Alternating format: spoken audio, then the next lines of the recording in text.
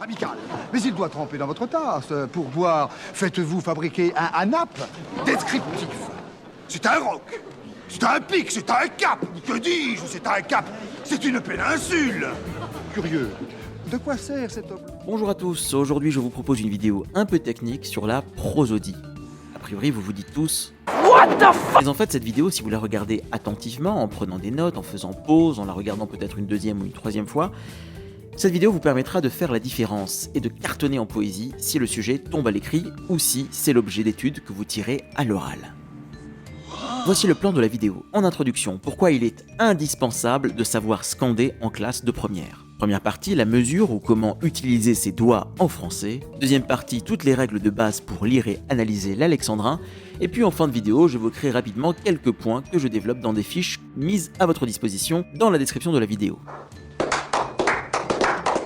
Donc dans cette vidéo, je parle de la prosodie. La prosodie, ce mot n'a absolument rien à voir avec la prose. C'est même plutôt le contraire. Tout simplement, la prosodie, c'est l'ensemble des règles de versification. Donc, j'emploierai à peu près indistinctement les mots de prosodie, de scansion, de versification ou de métrique, c'est à peu près kiff-kiff. En guise d'introduction, pourquoi il est indispensable de savoir scander en classe de première? Pourquoi savoir scander? La scansion est malheureusement un savoir-faire qui se perd chez les élèves, chez les comédiens, qui, on le disait déjà il y a un siècle, ne disent plus correctement les alexandrins classiques, et, il faut hélas le reconnaître, chez les enseignants. Or, ignorer la scansion, c'est s'empêcher de ressentir et de comprendre les vers tels qu'ils ont été conçus et écrits par les poètes et par les dramaturges. Cela empêche évidemment de saisir la beauté et la richesse du vers classique, mais aussi du vers libre, puisque quand vous lisez Apollinaire, vous avez des jeux constants sur le vers classique qui se cachent toujours sous les vers libres. Regardez par exemple le début de Zone d'Apollinaire.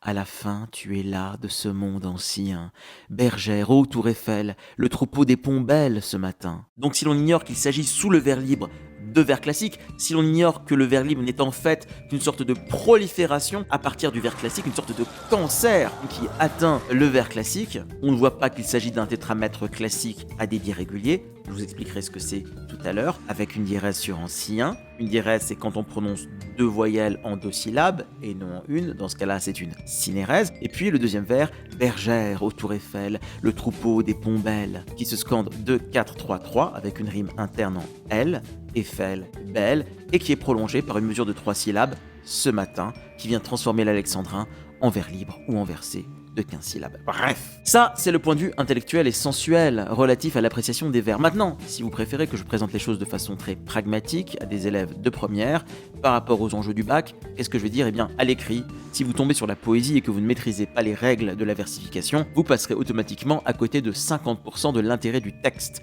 et vous vous limiterez à des analyses du sens déconnectées des questions de forme qui sont pourtant si fondamentales en poésie. Savoir scander, c'est également avoir une multitude d'analyses sous la main et ne jamais être à court de choses à dire. À l'oral, vous échouerez d'emblée puisque si vous ne savez pas scander, vous serez incapable de réaliser la lecture expressive qui constitue pourtant la pierre angulaire de votre évaluation. Je le rappelle, c'est dit dans ma vidéo sur l'oral, mais vous êtes grosso modo noté dès la lecture expressive. Si vous commencez votre oral en violant les vers de La Fontaine, Hugo ou Verlaine, vous risquez fort de ne pas dépasser une note médiocre. Apprenez que tout turf-là vit au pendet de celui qui l'écoute. Cette son-le vaut bien un mâche-frot. Sans doute. En revanche, si vous lisez de façon claire et élégante les premiers vers du poème sur lequel vous tombez, c'est l'assurance, avec un exposé de 10 minutes pertinent et ménageant des analyses de rythme et de son, d'avoir entre 16 et 20. Redonne un sens à ta vie en y mettant de l'amour.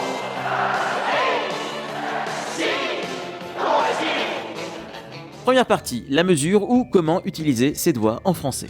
Commençons par parler d'accentuation. En français, l'accent porte sur la dernière syllabe non muette d'un mot. Ce n'est pas le cas dans toutes les langues. Par exemple, comparez la prononciation du mot Canada en anglais et en français. Ici chez Trump, ici chez Trudeau, le Premier ministre du Canada, et ici chez des youtubeurs québécois qui parlent en français. Vie au Canada?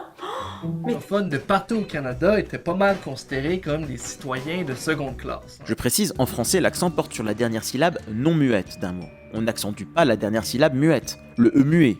On dit « je t'aime », pas « je t'aime », sauf Johnny Hallyday et les vaches.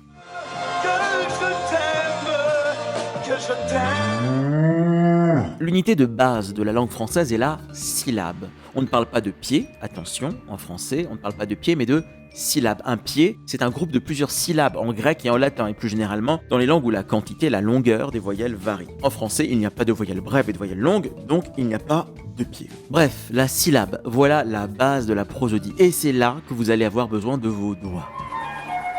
Vous voulez un whisky? Oh, juste un doigt.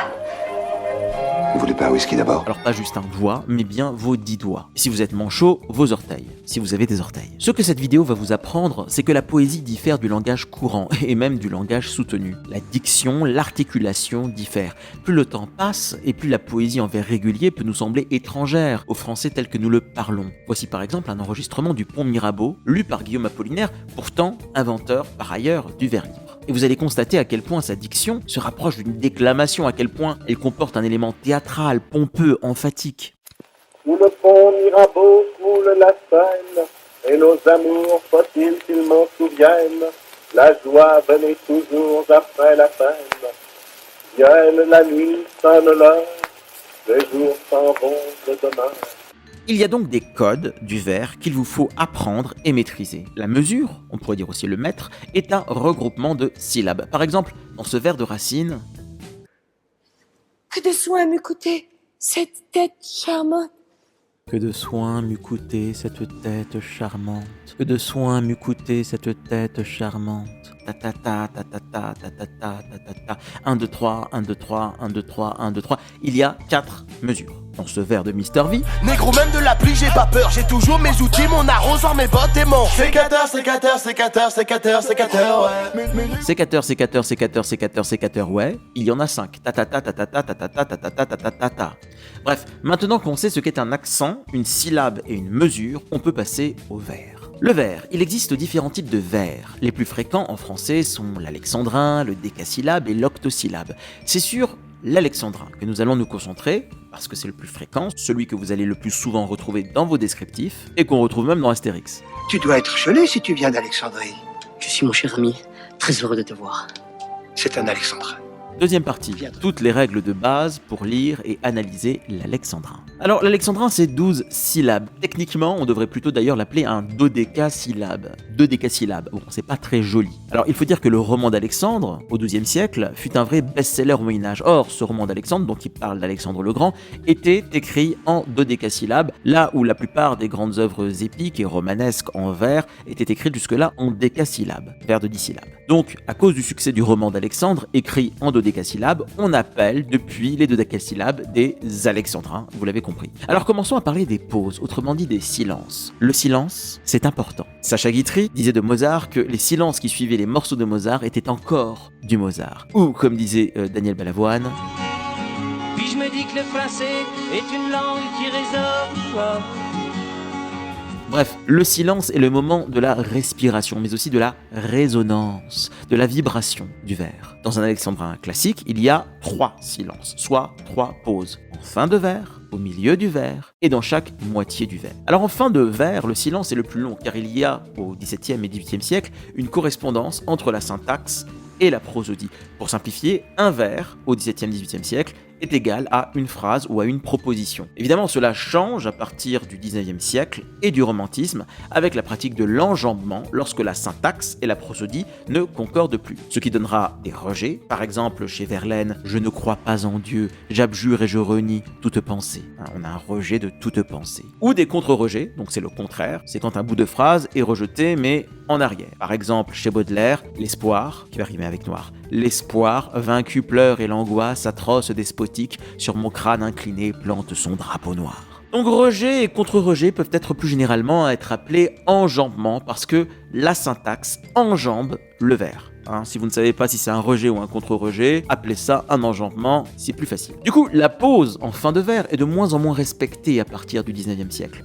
Alors on a parlé de la pause en fin de vers, maintenant la pause en milieu de vers. On appelle ça la césure. Césure, cela veut dire la coupure. Elle sépare le vers en 2 moitiés, comme les 2 hémisphères de la Terre. Du coup, on les appelle des hémistiches. Hémi, stiche. Hémi, moitié, stiche, vers. C'est la moitié du vers. On la représente par une double barre, oblique, dans une copie. Là aussi, on verra que les romantiques ont marave la césure. Vous connaissez, j'espère, le fameux vers de Hugo, tiré des Contemplations. J'ai disloqué ce grand niais d'Alexandrin. Ta ta ta ta ta ta ta ta ta ta ta ta. 1, 2, 3, 4, 1, 2, 3, 4, 1, 2, 3, 4. Un vers où clairement Hugo met les classiques en PLS. Et puis, troisième type de pause, restent les coupes. Il y en a une dans chaque hémistiche. Les hémistiches, vous vous en souvenez, ce sont les moitiés de vers. Alors, normalement, il peut y avoir des exceptions quand l'alexandrin n'est pas classique. Et les coupes, vous les représentez par des barres obliques simples et non doubles. Les barres doubles sont réservées à la césure, qui est une pause plus longue que la coupe. À retenir, dans l'alexandrin classique, il y a une césure, 2 hémistiches, une coupe par hémistiche, ce qui fait 4 mesures. Bref, un alexandrin classique, c'est un tétramètre. Tétramètre parce qu'il a tétra, 4 en grec, mètre, mesure en grec. Donc, tétra, ça veut dire 4, comme dans Tetra Pak, vous savez, les briques de lait. Donc, chaque face, c'est un rectangle, figure à 4 côtés, comme dans tétraplégique, quand on est paralysé des 4 membres, ou comme dans tétraèdre en maths. Bon, les mesures font généralement, dans le vers classique, 2, 3 ou 4 syllabes. Un hémistiche se scande donc 2-4, ou 4-2, ou 3-3. Dans 90% des cas. 2-4, 4-2, 3-3. Donc quand vous scandez un vers, c'est soit 2-4-2-4, soit 2-4-4-2, 2-4-3-3, ou 4-2-2-4, 4-2-4-2, 4-2-3-3, ou 3-3-2-4, 3-3-4-2, 3-3-3-3. Dans le cas où il se scande de façon parfaitement uniforme, 3, 3, 3, 3, ta ta ta ta ta ta ta ta ta ta ta ta, 1, 2, 3, 1, 2, 3, 1, 2, 3, 1, 2, 3. Dans ce cas-là, on parle d'alexandrin classique à débit régulier. Ta ta ta ta ta ta ta ta ta ta ta. Bon, j'arrête. Autant trouver la césure est facile pour les élèves puisqu'il suffit de compter les 6 premières syllabes avec les doigts. Par exemple, ce vers ultra connu dans le Cid de Corneille. À vaincre sans péril, on triomphe sans gloire. À vaincre sans péril, on triomphe sans gloire. Autant un élève peut avoir du mal à trouver les coupes internes à chaque hémistiche. Alors, je dis que la césure est facile à trouver, encore faut-il ne pas manger le E suivi d'une consonne, le E dit muet. Prenez par exemple ce vers. Pour vous, il fait 10 syllabes ou 12 syllabes? Évidemment, 12. Ce n'est pas « mon père ce héros au sourire si doux », mais « mon père ce héros au sourire si doux ». Ta ta ta ta ta ta ta ta ta ta ta ta. Mon père ce héros au sourire si doux. 1, 2, 1, 2, 3, 4, 1, 2, 3, 1, 2, 3. Il faut lire les E diminués, mais ne pas les accentuer. Ce n'est pas « mon père ce héros au sourire si doux », sauf si on est Johnny Hallyday. Point à retenir, une mesure se termine toujours par une syllabe accentuée. Alors, les coupes à l'intérieur de chaque hémistiche, comment les trouver? En fait, il suffit de chercher les signes de ponctuation. Alors, certains petits filous, comme Apollinaire ou Aragon, n'en utilisent pas, ce qui entraîne plusieurs façons de scander et de comprendre certains de leurs vers. Ils font exprès, évidemment, pour rendre leur poésie plus équivoque et se donner ainsi davantage de liberté. Mais pour trouver les coupes à l'intérieur des hémistiches, il faut surtout chercher les syllabes accentuées. Un petit indice, ce ne sont jamais les mots grammaticaux, comme les articles un, le, la, ou les prépositions de, sur, à.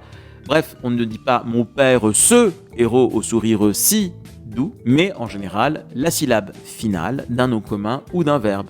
Mon père ce héros au sourire si doux. Donc c'est père, héros, sourire et doux qui est l'adjectif qui termine le groupe nominal au sourire si doux. Mais attention, c'est là que les élèves ont le plus de mal. La coupe peut passer à l'intérieur d'un mot, je dis bien à l'intérieur d'un mot, quand il se termine par un E non accentué. Enfin, alors que la césure se marque avec une double barre oblique, les coupes se marquent, je le répète, avec une barre oblique simple. J'ajoute que chaque mesure dure environ le même temps. Donc, plus une mesure a de syllabes, plus la diction est rapide. Moins une mesure a de syllabes, plus la diction est lente. Exemple, Victor Hugo, Châtiment. Et s'il n'en reste qu'un, je serai celui-là.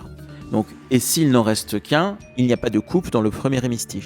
On ne peut pas couper, on ne peut pas dire et s'il ou et s'il n'en reste qu'un. Et s'il n'en reste qu'un, ce scande si. C'est une des exceptions dont je parlais tout à l'heure et qui se généralise à l'époque romantique. Mais vous remarquez que je serai 3 syllabes, une mesure de 3 syllabes, celui-là une mesure de 3 syllabes. Du coup, on a un ralentissement à la fin du vers, ce qui crée cet effet plein de panache, on dirait badass aujourd'hui, de la fin. Et s'il n'en reste qu'un, je serai celui-là. Alors ici c'est un effet épique et lyrique, mais ça peut avoir aussi un effet comique, comme dans Cyrano de Bergerac, d'Edmond Rostand, où beaucoup d'hémistiches peuvent être dénués de coupe. Par exemple, Cyrano prétend qu'il est tombé de la lune et il dit « et je n'en tombe pas métaphoriquement ». Métaphoriquement ne peut pas se couper, et donc ce mot est dit un peu plus vite et contribue à l'effet comique de ce vers. Alors toujours sur ce point, pour que vous le saisissiez bien, regardez ce poème de Baudelaire, La Géante. Nous allons le scander ensemble.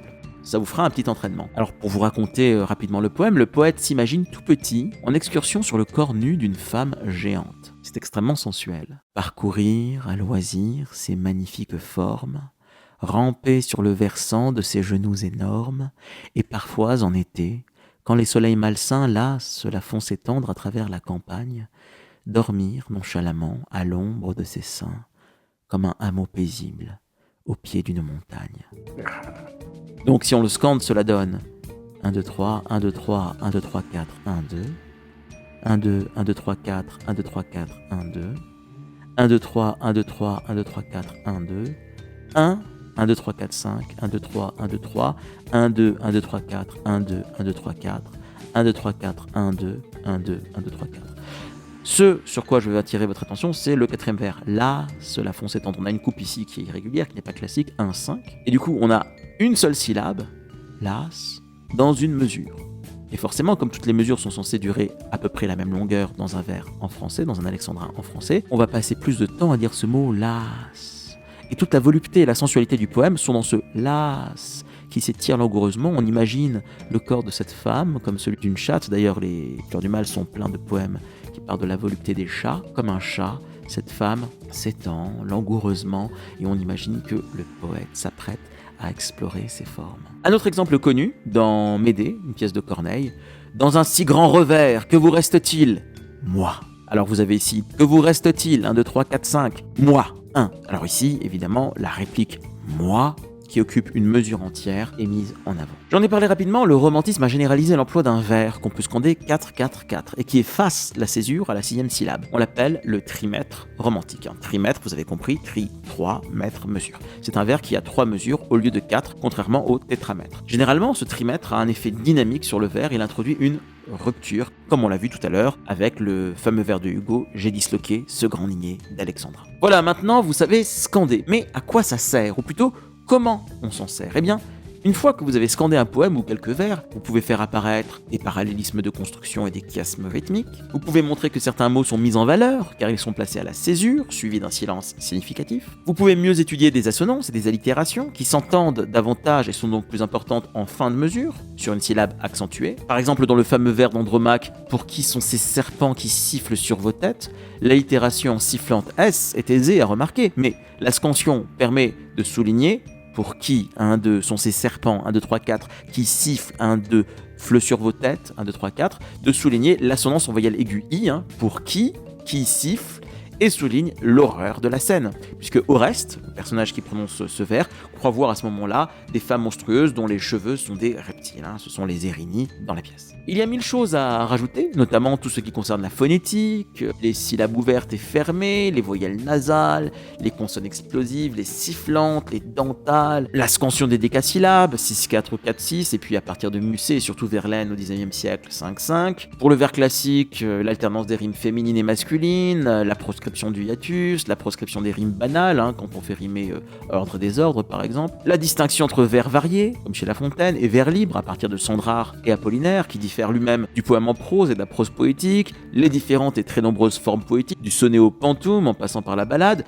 Bref, il y avait beaucoup d'autres choses à dire, mais le but dans cette vidéo était avant tout d'attirer votre attention sur la diction du vers français, en particulier celle de l'alexandrin. J'espère qu'elle vous aura aidé à être plus sensible à l'écrit comme à l'oral, aux pauses, aux respirations, à la diction des syllabes, à l'accentuation et aux divers effets de rythme. Lisez de la poésie, entraînez-vous à la lire et n'hésitez pas à multiplier les remarques qui mettent en rapport la forme et le sens. Sur ce, bonne révision et à bientôt.